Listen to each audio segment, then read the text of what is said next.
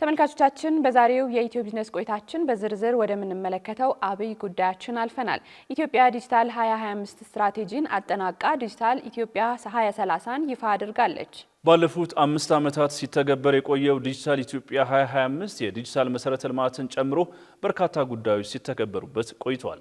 ሁለተኛው ምዕራፍ የሆነው ዲጂታል ኢትዮጵያ 2030 ስትራቴጂ የኢትዮጵያ ኢኮኖሚ ላይ አይነተኛ ለውጥ እንደሚያመጣ ይጠበቃል። ምን ጉዳዮች ተካተውበታል? ለግል የቢዝነስ ዘርፍ ስለሚያመጣው ጥቅምና አጠቃላይ ኢኮኖሚያዊ ፋይዳውን በተመለከተ ከባለሙያ ጋር ቆይታ አድርገናል። እሱን ተከታትለን እንምጣ።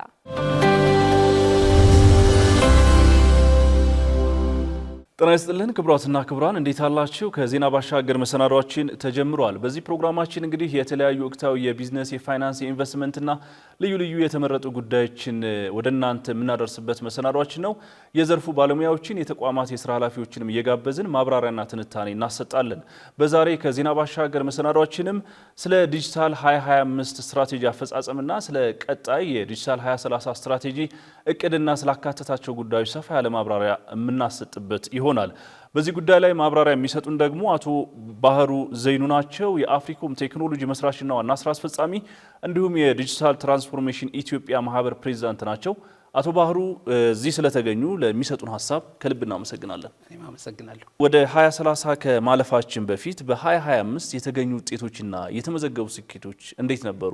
በተለይም እርስዎ በቅርበት የስትራቴጂውን ከመንደፍ አብሮ ከማማከር በቅርበት ተሳትፎ ነበረውትና እዛ ላይ የተገኙ ውጤቶችን እናንሳና እንቀጥል።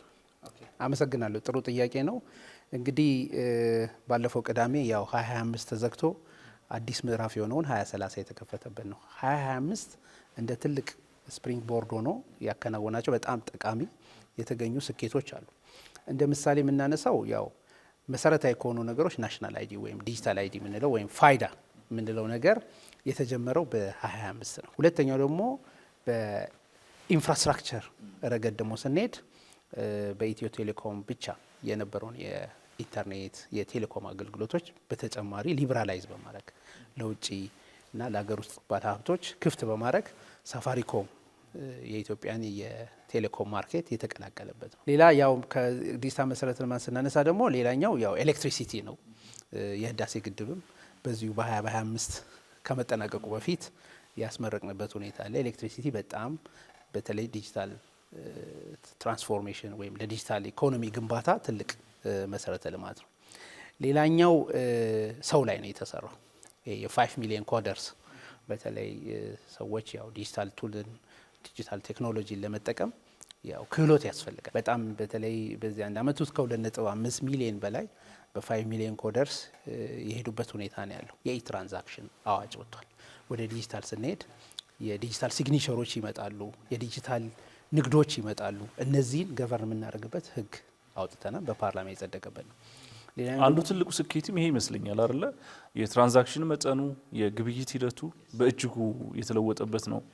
እዛ ላይ የተወሰነ ብናወራ ይሄ አዋጅ መምጣቱ አሁን አንዱ እንደ ስኬት የምናነሳው በዚህ በ5 ዓመታት በዚህ ስትራቴጂ ውስጥ የዲጂታል ፔይመንት በእጅጉ ነው ያደገው። አሁን እንደውም ሰርፓስ አድርጓል። የካሽ ኖትን ከ65% በላይ ደርሷል። ሌላኛው ከዲጂታል 2025 ጋር በተያያዘ ባናልፈው ብዬ የማስበው የተቋማት አገልግሎት በዲጂታል ቴክኖሎጂ የታገዘ ማድረግ እንደ አስገዳጅ ስራዎች እየተከናወኑ ነው። ምናልባትም በመንግስት ወደ 900 የሚሆኑ ተቋማት በዲጂታል አገልግሎት ተቀላቅለው እየሰሩ ነው የሚገኙትና ይህ አገልግሎቶችን ፈጣንና ቀልጣፋ፣ ምቹ፣ ለተገልጋዩም የተሳለጠ አጠቃላይ ለኢኮኖሚውም ትልቅ አቅም ይመስለኛልና ከዚህ ጋር በተገናኘም አንድ ማሳያ ይመስለኛል። የተወሰነ ሀሳብ እዚህ ላይ ምን ሄድበት? አዎ እንግዲህ አንዱ እዛ ስትራቴጂ ላይ የገቨርንመንት ሰርቪስ ወይም ኢገቨርነንስ በኢሰርቪስ የመስጠት እቅድ እዛ ላይ ተቀምጦ ነበር። ብዙ ተቋማት አገልግሎታቸውን ኦንላይን የመስጠት ስራ ውስጥ የገቡበት ሁኔታ አለ። ያ ኦልሞስት ከ800 በላይ ሰርቪሶች ላይቭ የሆኑበት ናቸው። ይሄ ትልቅ ስኬት ነው። በቀጣዩ ስትራቴጂ ላይ እንደ አንድ ትልቅ ተሞክሮ ነው።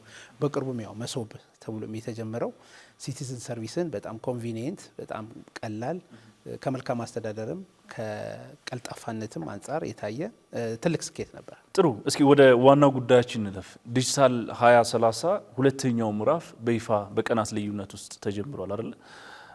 ከዚህ ጋር በተገናኘ መሰረተ ልማቱ ተሰርቷል። ብዙ አስቻይ ስራዎች ተከናውነዋል። ቅድም ያነሳናቸው ሀሳቦች ማለት ነው። እንደው ከዚህ ተነስተን በዲጂታል 2030 ላይ በመሰረታዊነት ምን ጉዳዮች ተካተቱ ማለት እንችላለን? አላማና ግቡስ ምንድነው ማለት ይቻላል?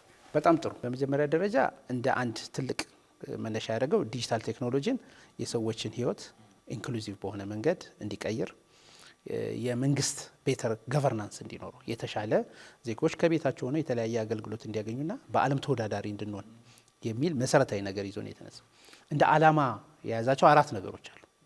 አንደኛው ኢምፓወር ማድረግ ነው፣ ዜጎችን በቴክኖሎጂ በዳታ እና በስኪል የማድረግ ነው። ሁለተኛው ደግሞ አክሰለሬት የማድረግ ነው፣ የዲጂታል ኢኮኖሚን ለመገንባት አክሰለሬት የማድረግ እንትን አለው። ሶስተኛው ዩኒቨርሳል ዲጂታል አክሰስ ምንለው አለ፣ ያንን ወደ ትግበራ የመግባት ነው። አራተኛው ኢትዮጵያን ለዚህ ለዲጂታል ኢኮኖሚ ሊዲንግ ዴስቲኔሽን ለፎሪን ዳይሬክት ኢንቨስትመንት የውጭ ባለሀብቶች መጥተው የሚሰሩበት በጣም ኢምፖርታንት የሆነ ነገር ይሄ ዲጂታል 2030 ካነሳቸው መካከል ኢኔብለር የሚላቸው አሉ። አንደኛው ዲጂታል ፐብሊክ ኢንፍራስትራክቸር የሚላቸው አሉ። እነሱ በተጠናከረ በተለይ አሁን የፋይዳ 100% እንዲደርስ እና ወደፊትም ይህንን ካጠናቀቅም በኋላ ልጆች ከመወለዳቸው ጀምሮ የፋይዳ እንትን እንዲኖራቸው፣ ሌላ ዲጂታል ፔመንቱም እንደዛው ከቨሬጁ ኢንክሉሲቭነሱ በጣም ማደግ አለበት። ሶስተኛው በጣም ክሪቲካል ነገር በዚህኛው እንትን የታየው የዴታ ኤክስቼንጅ ነው። አሁን ብዙ ቦታ ከሆነ አንድ ነገር ሰርቪስ አገኛለሁ ስትል አታች አርግ ትባላለ፣ ከዛ ላይ የሚወሰድ ምንም ዴታ የለም። አሁን ግን ተቋማት በዴታ ኮሚኒኬት ማድረግ አለበት። ለምሳሌ እኔ አሁን አንድ መስሪያ ቤት ሆኜ የኔ ፋይዳ ነምበር ከሰጠው ሌሎች ሰርቪሶች ከኋላ ያሉ ተቋማት እኔን ቼክ ማድረግ ይችላሉ። አዎ በቃ ይሄ ለምሳሌ ከንግድ ጋር የንግድ ፍቃድ እድሳት ከሆነ ለገቢዎች ታክስ ክሊራንስ አለው የለውም የሚለውን በዳታ ሌቭል ነው ኮሚኒኬት የምታደርገው። ሪኩዌስት ታደርጋለህ፣ እሱ አዎ አለው፣ ከሌላው ደግሞ ክሊራንስ የለውም ይላል ማለት። ስለዚህ ዴታ ሌቭል የሆነ ኮሚኒኬሽን ይፈልጋል። ስለዚህ ዴታ ትልቁ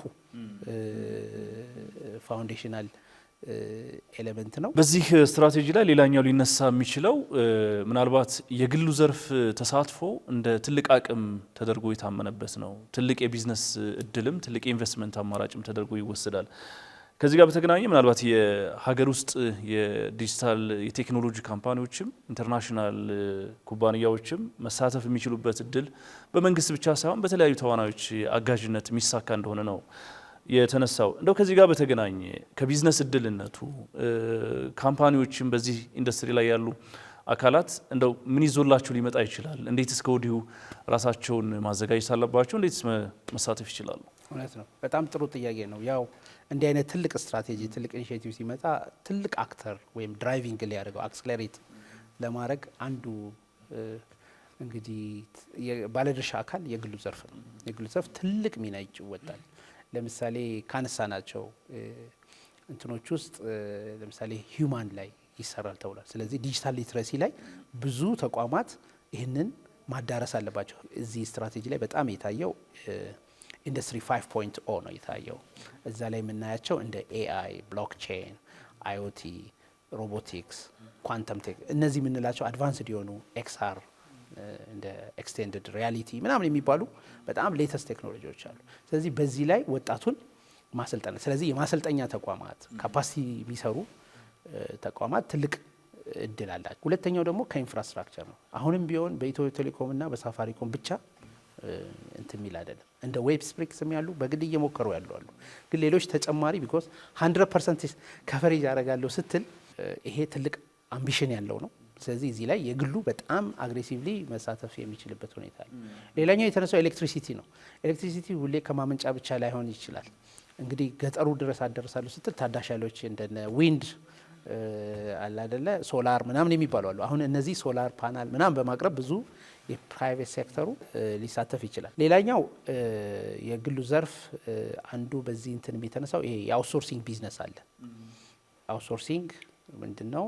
ከውጭ ያሉ ስራዎችን እዚህ ሰርተን ወደ ውጭ የምንልክበት እሱ ኢንዱስትሪ በጣም እያደገ ነው። ስለዚህ ኢትዮጵያ ውስጥም ለብዙ ወጣቶች ከ1 ሚሊዮን እስከ 2 ሚሊዮን ለሆኑ ወጣቶች ትልቅ ስራ የመፍጠር አቅም ያለው ነው። በ5 ዓመት በጣም እናስኬደዋለን የተባለው ኢኮመርስ ነው። ኢኮመርስ መንግስት በቁርጠኝነት የገባበት ነው። ለኢኮመርስ ምቹ የሆኑ ፖሊሲዎች እንትን እያደረገ ነው። ሌላ ደግሞ በስታርታፕ አዋጅ አለ። ስታርታፕ አዋጁ ምንድነው? አትሊስት ዊዝን 5 years ቢያንስ 5 ዩኒኮርን፣ ያ ማለት ምንድነው? የ1 ቢሊዮን ዶላር ሀብት ሊያሟሉ የሚችሉ እንትኖችን መፍጠር አለብን። ስለዚህ በ2025ም ተፈጥሮ አሁንም መጨረሻ ላይ ከጸደቁት አንዱ የስታርታፕ አዋጅ ነው።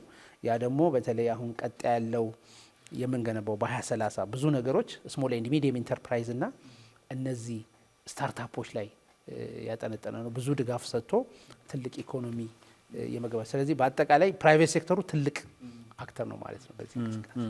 በጣም ጥሩ። ምናልባት ያው እንደ ቢዝነስና ኢኮኖሚ ጉዳይ ፕሮግራም እስኪ እንደ ሀገር ስለሚኖረው ኢኮኖሚያዊ አስተዋጽኦ እናንሳ። ለቢዝነስ መሳለጥ፣ ለኢኮኖሚ ማደግ፣ አጠቃላይ ለሀገር ሁለንተናዊ ለውጥ ስለሚያመጣው አበርክቶ እናንሳ እስኪ። ያ እንግዲህ ከዚህ በፊት የዲጂታል ኢኮኖሚው ይሄን ያክል ትርጉም ባለው መንገድ የጂዲፒ ኮንትሪቢዩሽኑ እየታየ አልነበረም። ከዚህ በፊት እንደምናውቀው ሰርቪስ ሴክተር፣ ግብርና፣ ሌሎችም ኮንስትራክሽን የመሳሰሉት ነበሩ። አሁን ግን የዚህ የዲጂታል ኢኮኖሚው ድርሻውን እየወሰደ ነው። በ2030 ጥናት ላይ 3.9 የደረሰ ነው። አሁን ግን በሚቀጥሉት ከ12 እስከ 15% የጂዲፒ ኮንትሪቢዩሽን ሮል እንትን ነው። ስለዚህ ከስራ እድል ፈጠራ ሀብትም ከማመንጨት ትልቅ እንትን አለው። ይሄ ዳይሬክቱን ነው የምናየው። ኢንዳይሬክት ደግሞ ለምሳሌ አንድ ሰው የኢንተርኔት ኢንፍራስትራክቸር በመጠቀም ብዙ ቢዝነሱን በማሳለጥ ኢቭን ሚዲያ ብንወስድ ራሱ ቀላል አይደለም። ብዙ ነገሮች ዩቲዩብ ላይ ይታያሉ፣ ምን ላይ ይታዩ። ይሄ ኢንዳይሬክት የሆነ የተለያዩ ዘርፎችን ሚዲያ ሊሆን ይችላል፣ የግብርና ዘርፉን ሊሆን ይችላል። ብቻቸውን መቆም አይችሉም። ወደፊት የግድ በአይቲ ኢነብልድ ወይም የዲጂታል እንዳልኩ ኢንዱስትሪ 5.0 ላይ ያሉትን ቴክኖሎጂዎች ሞር ሲጠቀሙ ፕሮዳክቲቪቲ ይጨምራል። ስለዚህ ኢንዳይሬክትም ያለውን ሳንወስድ ነው አሁን ዳይሬክት ከ12 እስከ 15% የጂዲፒ ኮንትሪቢዩሽን ይወስዳል ማለት። የግሉ ዘርፍ ደግሞ የበለጠ የአንበሳውን ድርሻ ይዞ በደንብ ኢኔብሊንግ ኢንቫይሮንመንት ተመቻችቶለት ይህንን የዲጂታል 2030 የታቀዱ ነገሮችን ድራይቭ እንዲያደርግ እድል ከሰጠን እውን መሆን እድሉ ሰፊ ነው። ቴክኖሎጂ ማምጣት ብቻ ሶሉሽን አይሆንም። እስከ ታች ድረስ ከቀበሌ ወረዳ የምትለው ታች የገጠር ክፍል ድረስ ይህንን የማስረጽ ነገር ያስፈልጋል። በጣም እናመሰግናለን። ተመልካቾቻችን በዛሬ ኢትዮ ቢዝነስ ከዜና ባሻገር መሰናዷችን ስለ ዲጂታል 2025 እና ዲጂታል 2030 ሰፋ ያለ ቆይታ አደረግን። በዚህ ጉዳይ ላይ ማብራሪያ የሰጡን ደግሞ አቶ ባህሩ ዘይኑ ናቸው። የአፍሪኮም ቴክኖሎጂ መስራችና ዋና ስራ አስፈጻሚ እንዲሁም የዲጂታል ትራንስፎርሜሽን ኢትዮጵያ ማህበር ፕሬዚዳንት ናቸው። አቶ ባህሩ ለነበረውት ማብራሪያ ለሰጡን ጊዜ ከልብ እናመሰግናለን። እኔም አመሰግናለሁ። መልካም ተመልካቾች በዛሬ ኢትዮ ቢዝነስ ፕሮግራማችን በአጫጭርና በዝርዝር ወደ እናንተ ያደረስናቸው መሰናዶዎቻችን እነዚህ ይመስሉ ነበር። በቀጣይም የተለያዩ የቢዝነስ መረጃዎቻችንን ይዘን ወደ እናንተ የምንመለስ ይሆናል። ቃል ኪዳን ታደሰና ጥላሁን አያሌው አብረናችሁ ቆየን። ሰላም ቆዩን።